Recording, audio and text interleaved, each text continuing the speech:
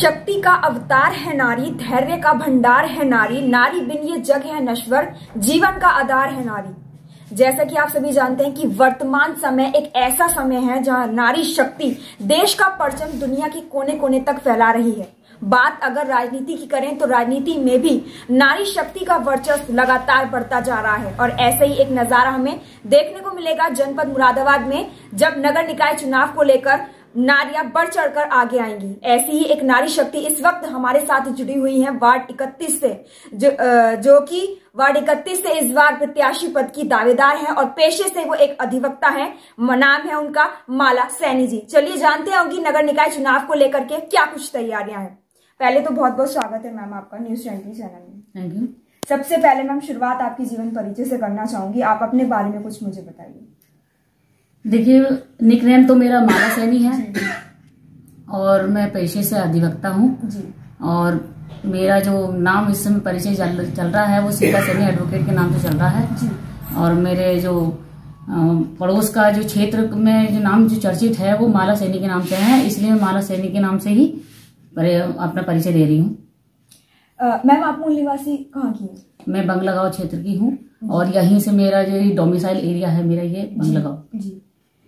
Ma'am परिवार के बारे में कुछ जानना चाहूंगी, कौन कौन है आपके परिवार में? मेरे परिवार में मेरे सभी जॉइंट फैमिली है जी। मेरी वैसे शादी हो चुकी है और मेरे हस्बैंड जो मेरे ससुराल पक्ष है वो पागवाड़ा से है, लेकिन हम बिलोंग यहीं से करते हैं अपने बंगलागांव क्षेत्र से। अच्छा, परिवार का कोई ऐसा एक सदस्य जिसका पहले से राजनीतिक इतिहास रहा हो? नहीं, पहले से कोई राजनीतिक इतिहास नहीं रहा। ये सब सारी चीजें समाज को देखते हुए और आगे बढ़ने की उससे आज विचार बना है इस बारे में। अच्छा, आपका विचार समाज को देख करके क्या कुछ देखा आपने समाज में?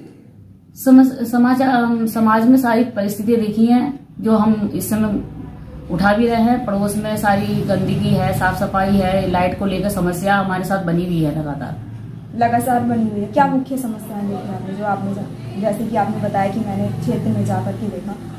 क्षेत्र में जो साफ सफाई का विशेष तौर से है, सड़क को लेकर है, लाइट को लेकर है और आधार कार्ड, ये समस्याएं बनी हुई है महिलाओं के साथ में। महिलाएं जो भी लाभ मतलब सरकारी योजनाएं का लाभ उठाना चाह रही है वो उन्हें मिल नहीं पा रहा, क्योंकि उनके बीच में कोई जागरूक ऐसा है नहीं जो उन्हें बताए।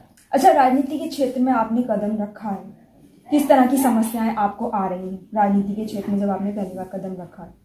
नहीं, मुझे कोई समस्या नहीं आ रही है। मैं बहुत खुश हूँ अपने राजनीतिक पड़ाव में आने पर।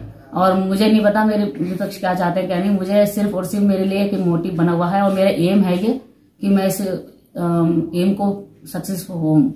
इस बात का मेरा अंदर से मुझे लग रहा है कि हाँ, मेरे ईश्वर मेरे साथ देंगे और मेरे जो क्षेत्रवासी है वो भी मेरा साथ देंगे।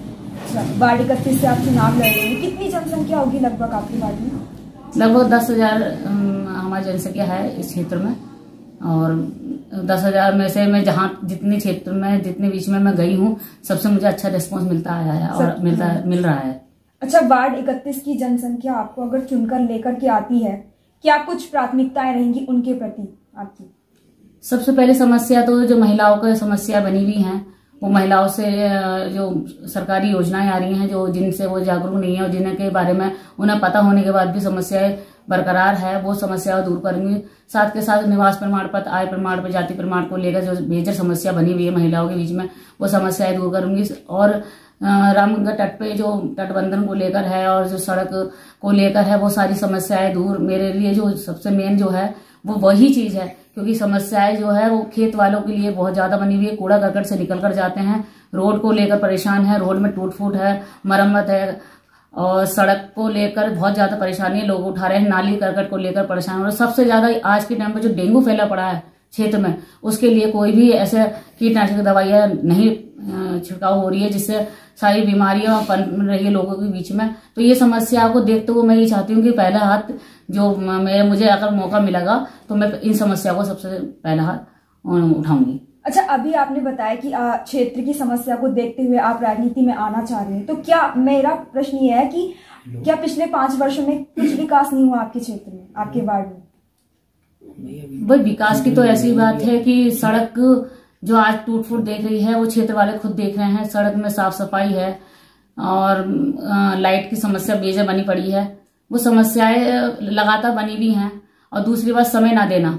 देखिए हम क्षेत्रवासी हमें चुनकर लेकर आए हैं, तो हमारे बीच हमारा जो मेन दायित्व है क्षेत्र के लिए काम करना और क्षेत्र के बीच में रहकर उनकी समस्याओं को सुनना है। यदि हम क्षेत्र के लिए ही समस्या को नहीं सुन सकते तो हमारे क्षेत्र में काम कर एक क्षेत्र के लिए हमें एक नेता चुन दिया है कि आप रहकर ये समस्याएं दूर करेंगे। यदि हम क्षेत्रवासियों के लिए ही समय नहीं दे पाए तो फिर क्या फायदा हमारे क्षेत्र में नेता बनने का। तो इसलिए मैं क्षेत्र के लिए हमेशा लगातार उनके बीच में रहकर काम करूंगी। मेरे लिए कोई ऐसा नहीं है कि मैं अपने घर पर या घर से ही रहकर उनके बीच में रहकर उनकी समस्या सुनूंगी और सारी समस्याओं का समाधान करूंगी। अच्छा, इसके लिए आपने आगे की क्या योजनाएं बनाई, क्या रणनीति आपने तैयारी की? मेरी रणनीति तो ये है कि सबसे पहले जो समस्या है जो बनी हुई विकराल बनी हुई है वो उसके लिए जो है कानूनी रूप से भी मुझे मदद लेनी पड़े तो मैं उसके लिए लूंगी। अच्छा, तो आप कानूनी रूप से मतलब जो मदद लेनी पड़ेगी वो आप लेंगी। चूंकि एक महिला है तो महिला के लिए मैं बात करना चाहूंगी, अगर क्षेत्र की जनता आपको चुन करके लेकर आती है, महिलाओं के लिए किस तरह से कार्य करेंगी, कैसे मतलब उनके प्रति आप कार्य करेंगे?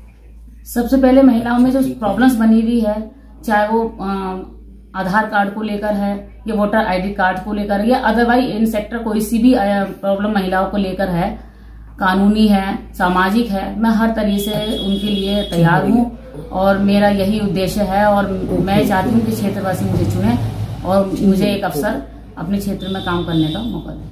अच्छा, देखा जाता है, ये कहा भी जाता है जनता द्वारा कि चुनावी दौर में जितने भी प्रत्याशी होते हैं वो बड़े बड़े वादे करते हैं विकास कार्य कराने के लिए और घर घर जाके वो जनसंपर्क भी करते हैं, लेकिन जैसे ही चुनाव का दौर खत्म होता है वो झांकते तक नहीं है। इस पर आपकी क्या प्रतिक्रिया है?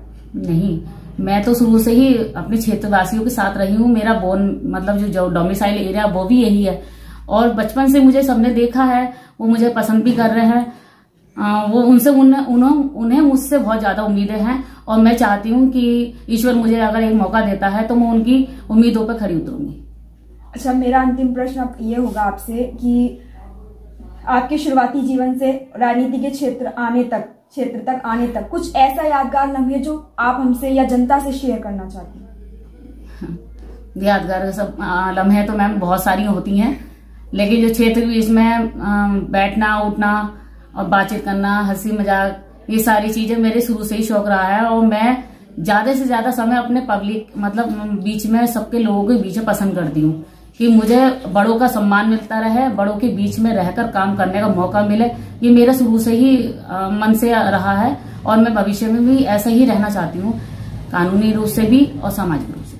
अब आप वार्ड की जनता से क्या अपील करना चाहोगे, क्या उनको मैसेज देना चाहोगे? वार्ड की जनता का तो मैसेज को ये देना चाहती हूँ कि अगर वार्ड में वाकई ही वो बदलाव लाना चाहते हैं तो एक मौका मुझे दें और अपने सैनिक परिवार से सीता सैनी एडवोकेट उर्फ माला को मुझे मौका देकर एक आने वाले समय अच्छे सुचारू समय का अवसर देने का प्रदान करने की कृपा करें। मैं अपने क्षेत्रवासी से यही निवेदन करती हूँ और यही अपील करती हूँ कि मुझे जो है एक मौका देकर मुझसे जो भी सामाजिक रूप से लाभान्वित लोग हैं उन्हें जो आज तक जो प्रॉब्लम्स उनकी बनी आ रही हैं उन्हें जो फायदा उनसे लोगों से नहीं मिला है वो मैं देना चाहूंगी अपने जरिए, अपने कानून के माध्यम से।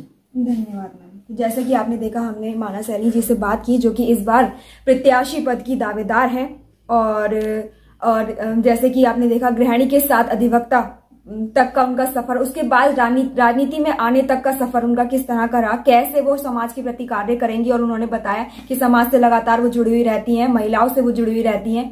तो इसी के साथ में जुड़े रहिए न्यूज़ 20 पर मेरे साथ। धन्यवाद।